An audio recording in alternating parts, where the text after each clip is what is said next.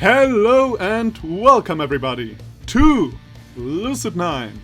This is a visual novel I found on Steam, and it was created, or is still being created, because apparently this is only the first part of a second part that is going to come out, I guess, by Fallen Snow Studios.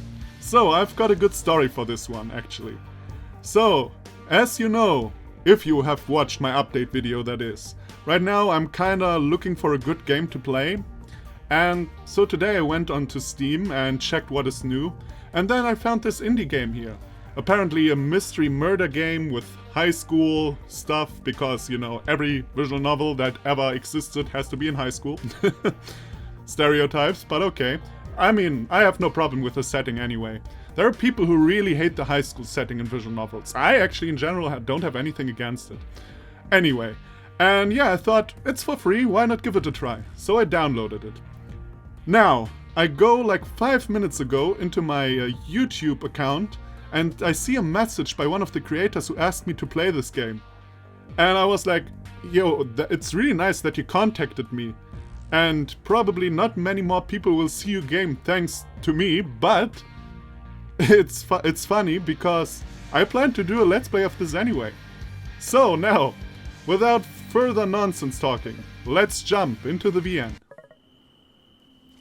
I step back and examine my masterpiece. Perfect. My favorite color. Okay, that already doesn't seem to be too good. I've always loved red. It's not too good. It's different, brilliant, vibrant, unusual, a happy anomaly. Just like me. Red isn't much for nature. Really only shows up in autumn. And even then, it's a dreary rust or a nauseating cherry. Whatever nauseating means. And we just can't have that. Not when it deserves so much more. A whispering breeze filters through my thoughts, brushing against my skin with icy fingers. I allow myself a moment to pause, to relish, to admire, to welcome the fresh scent of freedom. That is what I live for. When I open my eyes, I spot a frail leaf dancing upon the backbone of the passing wind, afflicting the world with its appalling shade of asparagus. Whatever that means. I pluck it from its branch with the edge of my stained fingernails. Disgusting. How anyone could enjoy this color eludes me. A soft groan redirects my attention to my waiting masterpiece. It's lovely, really. Spread across the ground, face contorted with fear, twitching, cold fingers clutching at empty air. Not my best work, unfortunately. The canvas died much quicker than I had originally expected, even when I tried to carve a bit slower. Well, no matter. Today it shall be a palette for my paint. I assume that was supposed to be a stabbing sound. I make quick work of my new palette's chest, ignoring the twitching of post-mortem reflexes from its mutilated kneecaps. The sweet color of red, true crimson, pure scarlet, slings down its pallid abdomen, licking at the blossoming turf below. I dip my finger into the settling pool of blood. It's warm, sticky, like syrup, or settling gelatin. The sweet scent wafts to my nostrils. There are a lot of complicated words in this visual novel. Like, give this poor German fucker a break. It smells of iron, of rust, of all things sharp and beautiful. Now, a new canvas. I check my surroundings, evaluating the surfaces and textures and sizes and shapes of every object in sight. None are quite so satisfactory as human skin, with its elasticity, its purest observation, its innately warm tint, but a substitute is required. So a substitute I must find. To be honest, like, from non-artist to artist, I mean, I don't know if I have like a legitimate opinion on something like that, but I imagine it to be much easier to carve on other stuffs than humans. Like, probably something more hard like a tree is probably easier to carve. Now, as mentioned, I'm no artist, I have no legitimate opinion on that, but I'm just saying, should think about that. Also, murdering is not so good. Presently, I realize that I'm still holding that eyesore of a leaf in my hand. Well, I suppose it will have to do. In one bold, fluid stroke, I swipe my paint across the leaf, the very essence of Van Gogh himself. Ah, yes, dear Vincent. The man cut off his own ear to send a message when words just didn't suffice. I always admired his style. You see what you did there, Van Gogh? Goddamn Dutch people. As a German, I always wanted to say that. I take a moment to appreciate the leaf's newfound radiance before searching for a proper display. Something like this deserves to be exhibited. I hang my canvas back on its branch. That is better. If only there was more of this color in the world. The unexpected interlude of my phone drives me out of my thoughts. The irritating thing just loves to ruin the climax. Yes? Is it done? You're always in such a rush. Well, yes, it's done. I was having a moment. There's more where that came from. You interrupted me. You're the one who wanted to know when it was finished. A thrill leaps through my veins as my lips pull into a tenuous smile. Well, is it? Same time, same place as usual. You know the drill. I nearly clap my hands, but master myself for one final word. Understood. I cut the transmission and eagerly withdraw a small bottle from within my jacket. Only one pill left, but no matter. I'll be getting more soon enough. I pop the final capsule into my mouth, puncturing its skin with my teeth and rolling the bitter gel over my tongue. Now this is life. As a wave of euphoria sweeps through me, I turn from my handiwork, strolling out of the meadow. Okay, can I just take this moment right here to mention that the color red is actually not all that underappreciated? I mean, fair enough, not that many things are red in nature, but there is so much red around you. Like red telephone booths if you're in Britain, or red flags if you're in the Soviet Union. Like, there is red all around. You really don't need to kill people for red. Maybe your pill asks you to do that, I don't know. And I don't know what you're taking, and it's your life. Be free to do whatever you want with pills. But if your pill taking results in stuff like that, you might want to cut on the pills. But I feel like it's not only the pills with you, to be fair. Yeah, I read that. Today's fun is over, but tomorrow will hold just as many pleasures. Yama Ishimoto. Huh? I sluggishly pull my head upward, fixing my eyes on the woman at the front of the classroom. Okay. Apparently some change of scenery. Are you even listening? By the way, this visual novel has no voice acting, so you all people can enjoy my awesome woman voice acting abilities once more. I had an instinctive smirk. Technically, no. I've always found napping more appealing than relearning history that's been drilled into me since age 6. Oh, by the way, this is in the future, in the year of 2018. I'm just saying. Not that I can actually say that. In all honesty, this teacher doesn't deserve that kind of callous response. Yes, ma'am. Perfect. Summarize the whole section we've been reviewing. I glance at the touchscreen board mounted behind the teacher, quickly skimming over the graphics and typography hovering on its surface. History of Isamu, our glorious metropolis, beginning 2000 AD. Oh, whoops, now I skipped a sentence. Easy. Okay. Isamu. Izamu? I don't know how to pronounce that. Sorry, I made a short cut here because I turned down the volume a little bit, because at least in my ears it was very loud.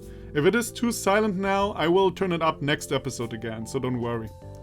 So, where were we? Yeah, right. Isamu. I'll keep it with Isamu if you have nothing against it. Okay. Life was really boring for a while. We weren't in debt, we weren't at war, and we're basically doing nothing interesting.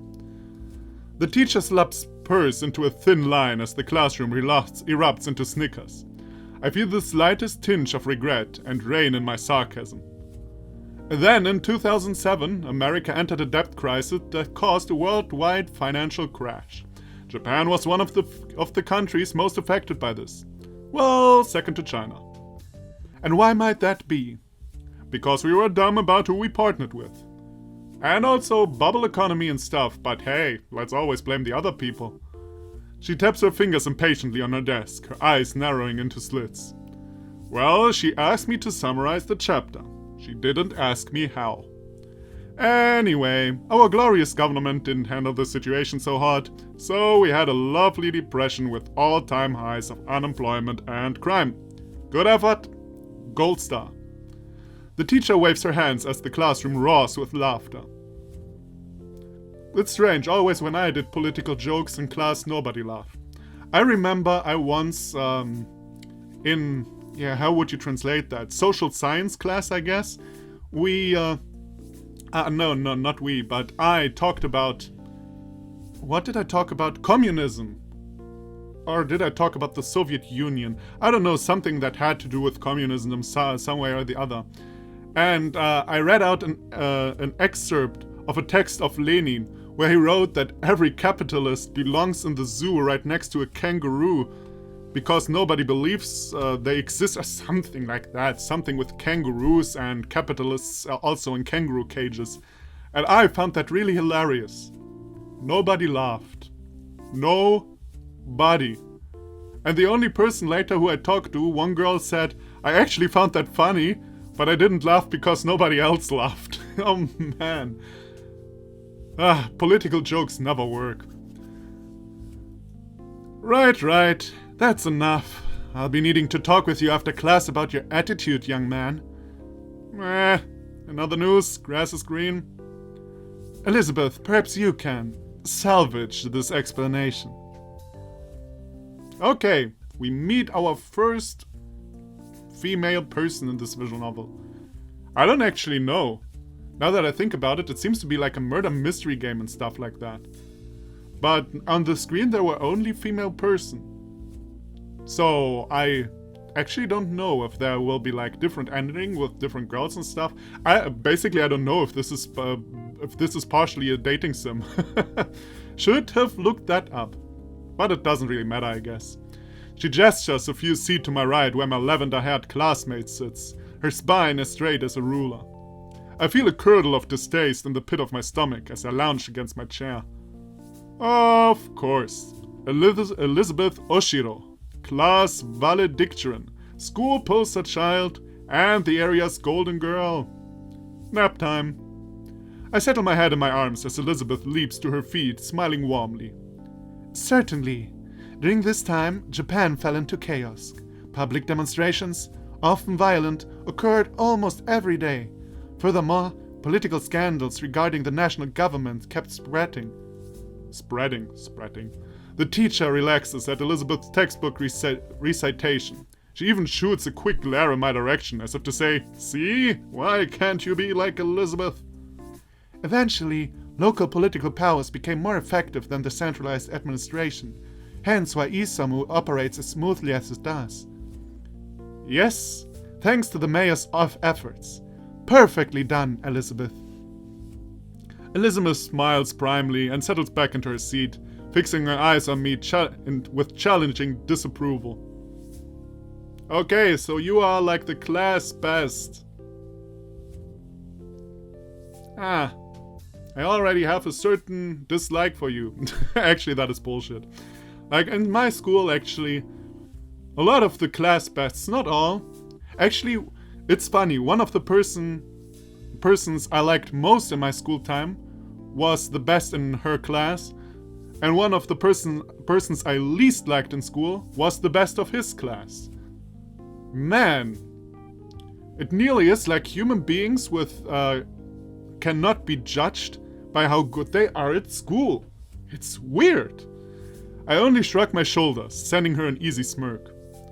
Oh, beautiful and brainy. She might be worthy enough to make my list. Ah, okay, that was a different person. I was already wondering. So, you're his sidekick friend, huh? I glanced to my left just in time to catch another classmate, Yahiko Ikari, winking conspicuously at Elizabeth. She clearly ignores him. Well, that's Yahiko for you. I can't remember a day where he hasn't tried to flirt with some girl or another. Nor can I remember a day where he wasn't flat out rejected. Technically, he's my former roommate, which makes him my friend of 2 years. How close of a friend? Well, that's up for debate. I'd say probably the Sunohara level. Ha! Okay, now you need a different voice though. Ha! She managed to deflect my charms. That's my idiot voice. Like always the idiots get this voice. I wonder how. Me too! No one can resist the Yahiko Ikari. Yahiko? Yahiko clams his mouth shut at the teacher's strident command. She leans heavily against her desk, massaging her temples with her fingers. Alright, class. Thanks to Elizabeth, we've seen where we come from. I'm sure you're all wondering where the point of this history recap was. Yeah, I wonder why history recaps in history class. It always surprises me. Not really. No. We must study the past to understand the future. As such, it's imperative that the next topic to be taken seriously. So, where do you all see yourself 10 years from now? I'm barely able to sniffle a snort. It's only, the second day of school? What? It's only, the second day of school? Sure, this is a third-year class. Sure, we're preparing for the college entrance exam. Does that mean that we have to know exactly what we want to do for the rest of our lives? The teacher pointedly looks at me, a hard glint in her eye. Yama... God damn it, it just confuses me that his name is Yama. I've never heard that someone is just called Yama. Oh well. Yama Ishimoto, perhaps you'd like to get us started. I'm tempted to say no thank you, but that would be pretty rude. I'll manage my parents' restaurant, I guess. The teacher's lip tightened ever so slightly. I know what she's thinking. No passion, no ambition. You will be a failure, this one. It'll pay the bills. What more can I ask for? Well, except if you're failing with the restaurant, then you're kinda screwed. Really, dude? Out of anything you could picked, you picked a restaurant manager? Well, what would you suggest? I had a bunch more, dude. Like women and cars. And he criticizes me for a lack of imagination. Come on, it's 10 years. Anything can happen. The teacher shoots him a disapproving glare as his voice raises dramatically in volume. Ah, Yahiko, thank you for volunteering. Where do you see yourself in 10 years? Yahiko beams, and I feel a sudden sense of dread. Here goes his dream, the one that I've heard no less than 200 times before. Well, Teach, I see myself with a Ferrari F500 under one arm, a Lamborghini Aventador 704 under the other, and a lot of beautiful women in between, fighting for the honorable privilege of bearing my children. The class stares at him. So, ladies and gentlemen, the most cliche-ish goof of all time. Let us clap for him. Yay! Ah, heck. Let's have some fun. I whispered to him. What about the mansion? Right. Take all that and put it in front of a 20,000 square foot mansion, intended to by a staff of 1,000 maids. And where is it located? Oh, it's in the Caribbean, on an island. A man-made island specifically constructed just for me with my name laser engraved into the hills so that every plane that flies by sees that it belongs to... That's quite enough, Yahiko. Thank you for your, input. Clearly she doesn't believe in his dream. Actually, I don't think anyone except Yahiko believes in his dream. Then again, Yahiko has enough belief to make up for everyone else. Now, Umiko, what about you? As the rest of our classmates drone on about joining some kind of mega corporation like Lemniscate or Way Forward Pharmaceuticals, whatever, I lean closer to Yahiko. You forgot some things. I did? The yacht. Do you say that in English as well, like yacht? Probably not. Well, in German we say Yacht. The walk-in closet just for designer shoes, the private jet, a second mansion in Tahiti. Oh, crap, I did! Hey, teach! Fortunately for the teacher, the school bell rings before he can grab her attention. My classmates immediately shove their belongings into their bags and bolt for the door. Meanwhile, Yaiko heads straight for the teacher's desk, eyes lit with excitement as he gabbers on and on about his yacht and his designer shoes and his private jet and his second mansion in Tahiti. A restaurant manager, huh? Oh, it's you again. And then there is Elizabeth, slipping into Yahiko's now vacant seat. She shifts her backpack's weight to the desk and raises a patronizing eyebrow at me. Well, sorry for being realistic, Miss CEO of a mega corporation. Sorry that I actually have ambition, Mr. Manager of the family restaurant. What? Should I have talked about having a mansion and cars and maids on my own breathing? My own personal island? You didn't even shoot for a restaurant not owned by your parents. They kick the bucket one day. Might as well be the one who takes over. Have some respect, would you? I snicker at that. Respect? Me? I flash her a bright, overly friendly smile. See you around, Lizzie. She fumes, but forces herself to take a deep breath until her expression stills. Unfortunately. Huh. That was a pretty nice comeback. I'll give her that much. No, actually, that was very standard. Apparently, you're not as good of a trash talker as you think you are. Now, to be fair, I'm also not a good trash talker. So maybe I'm again not the one to judge. I'm no artist, I'm no trash talker. The only thing I'm saying is that was not a good comeback. Beth, still up for lunch? Oh, new person. Oh, and she's the cute one. Alright, I recognize the cute one when I see the cute one. A student slides through the door with a warm smile and a wave. I recognize her as the girl who's always with Elizabeth. Don't know much else about her. In the blink of an eye, Elizabeth's face softens into a friendly grin. I'll be right there. Yep. Just in case it wasn't clear enough, her hate is directed exclusively at me, so she's in love with him. She's the queen of angels to everyone else. Particularly this girl, who I'd guess is the closest thing she has to a friend. Well, Ishimoto, it's been a pleasure. I bet it has. Now that's a good comeback. At least kinda. She lifts her chin and stiffly walks out of the room, nearly bumping into a startled Yahiko on the way out. As a train of second years, probably her groupies, pull her away, Yahiko slips next to me.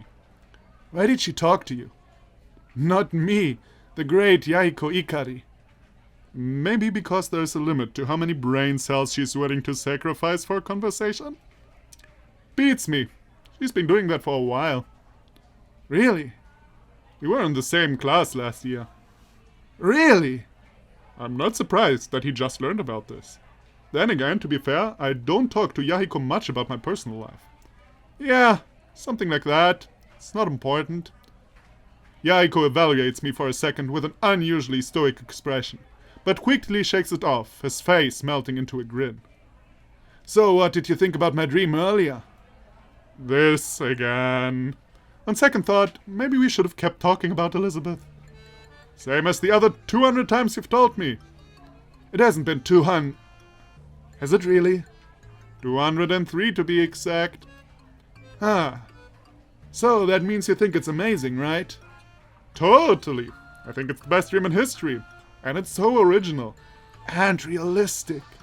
Thanks, dude. But I don't think you're aiming high enough. Huh? What should I add? Aim for the moon.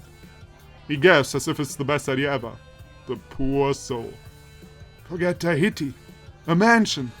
On the moon. You'd be the first. And probably the last. Just think about the possibilities. No one has set even foot on the moon. Imagine how famous I'll be if I build a mansion there. No one has even set foot. Seriously. Again, a new person. Either I stepped into the conversation at the wrong time, or someone just came up with a really stupid idea.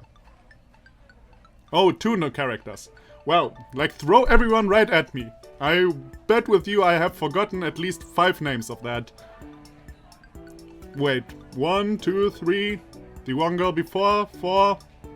Our main character doesn't have a name. Yeah, yes, he has. So there are 5 names. So I guess I won't forget 5 names. Ah well.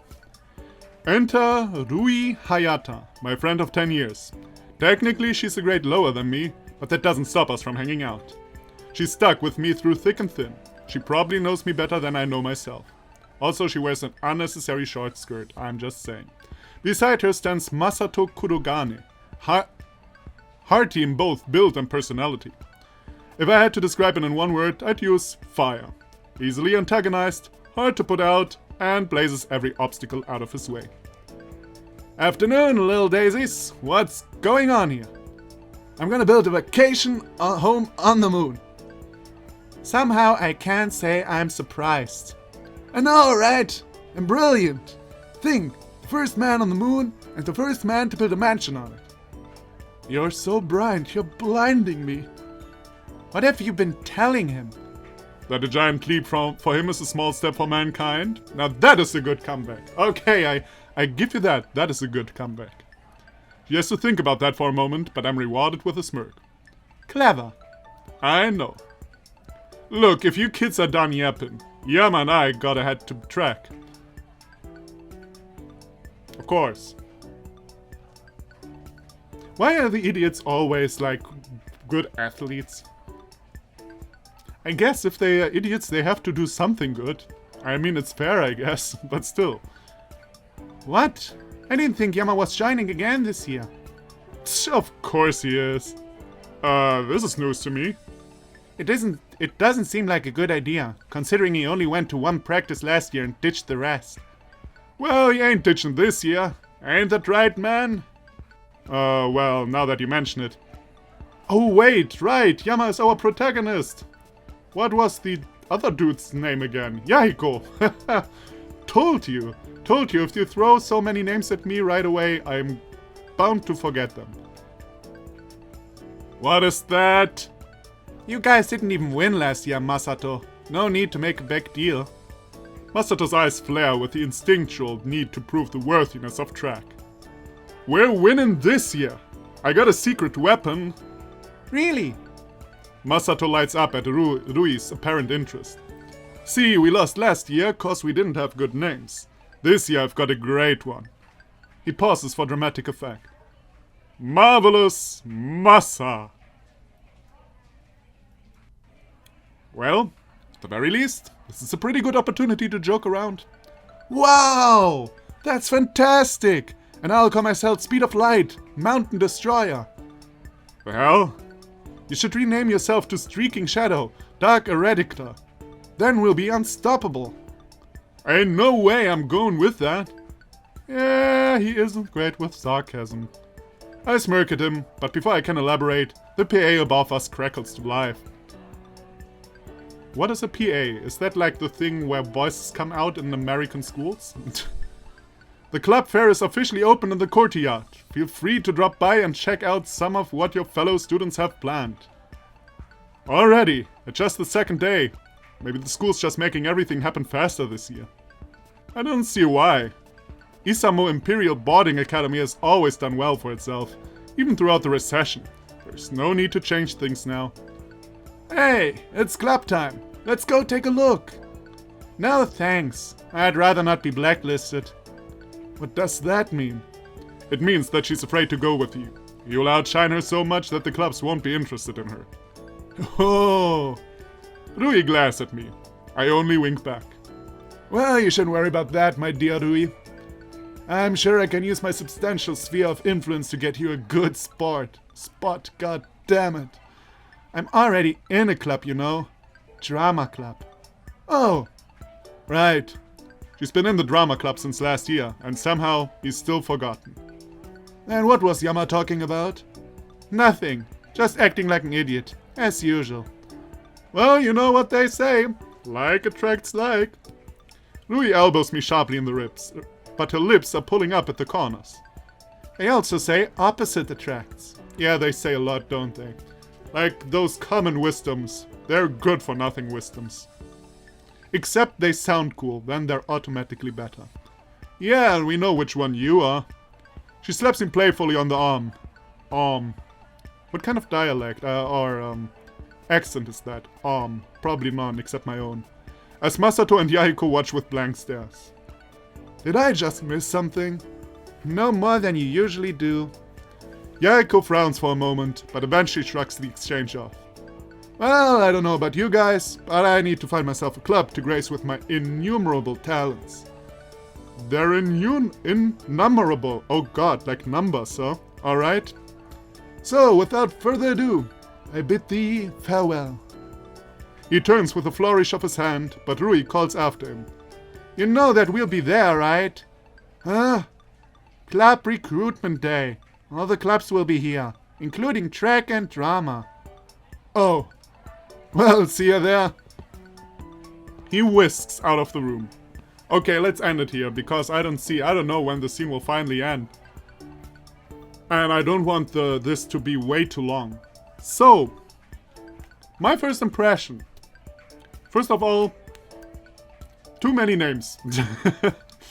And maybe that is just me, but if you throw in the first half hour of gameplay, and this was probably not even the first half hour of gameplay because I talked over it. If you throw so many names at me right in the beginning, I always tend to forget a lot of them. So that is a little peeve I have with a lot of games. That is, for example, what I really liked for let's say, Katawa Shoujo, or also Clannad did that well. Like, they don't throw 200 people at once at you. Like, we get to introduce to one after another, and I think that is a good thing.